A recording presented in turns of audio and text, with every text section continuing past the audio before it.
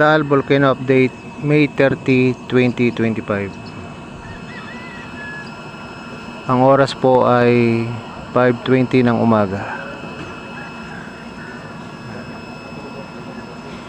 Salamat sa Diyos, normal situation ng bulkan. Kagabi nag-text po ang NDRRMC sa lahat ng mga cellphone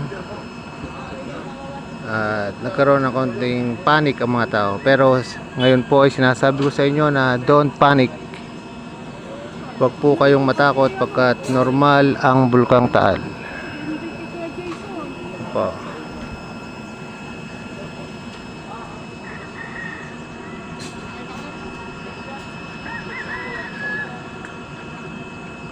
Ngayon po ay 5:20 ng umaga. Ayan. Ayun, may konting ulap sa tapat ng bulkan.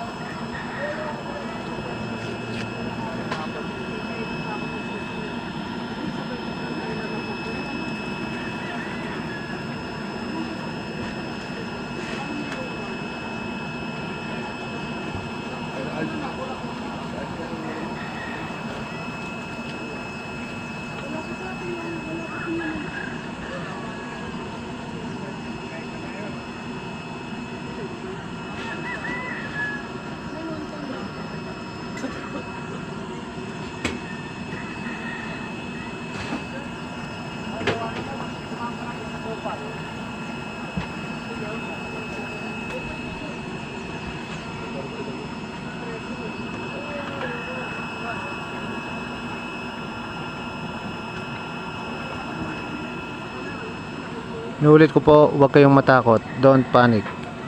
Laging magdasal sa Diyos na buhay. Laging tandaan, mahal tayo ng Panginoon.